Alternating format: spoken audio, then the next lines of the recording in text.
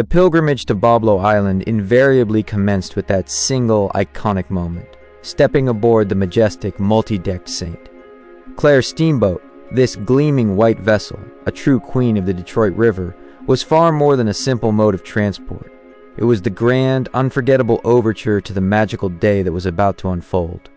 As it churned the calm waters, leaving the city's skyline behind, a palpable sense of community would form among the thousands of visitors on its decks. Families, couples, and friends would line the railings, their faces filled with a shared, mounting excitement, as the distant, verdant silhouette of the island slowly grew larger on the horizon. The deep, resonant blast of the steamboat's whistle didn't just signal its passage. It was a triumphant herald of the adventure awaiting everyone, making the river cruise itself an indelible and cherished part of the Boblo memory. Upon disembarking, visitors were immediately immersed in a world that felt entirely separate from reality.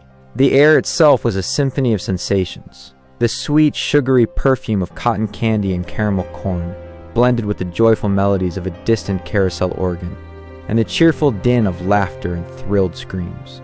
The park, sprawling as far as the eye could see, was a vibrant tapestry of color and motion. Over 50 distinct rides and attractions offered a promise of delight for every age and temperament. Yet reigning over this lively kingdom, at the very heart of the island, stood an unparalleled architectural masterpiece, the vast and elegant dance pavilion, a masterwork conceived by the famed architect Albert Kahn. As one of the largest of its kind in North America, its graceful columns, expansive, polished dance floor, and grand bandstand established it as the undeniable social epicenter of the island. As twilight descended, the pavilion would transform, illuminated by the soft glow of thousands of lights. The era's most celebrated big bands would take the stage, their powerful brass and smooth rhythms filling the evening air. The immense dance floor would come alive, accommodating thousands of dancers simultaneously as they twirled and swayed in collective joy, lost in the music and the magic of the night. This pavilion was more than a venue. It was a hallowed ground for connection, a place where generations of friendships were forged and lifelong romances began under the stars. For the thrill-seekers, the island was a paradise of adrenaline. The Screamer, Canada's second oldest wooden roller coaster, was a rite of passage. Its cars would clatter and climb the immense wooden structure with a classic rhythmic creak, building anticipation until the breathtaking, stomach-dropping plunge that followed.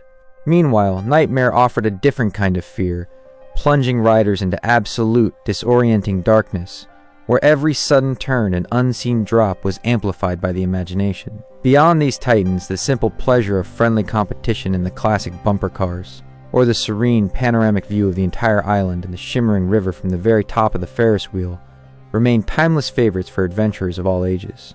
Boblo Island was never just an amusement park. It was a living, breathing legend that preserved the irreplaceable spirit, the boundless joy, and the collective memories of an entire era.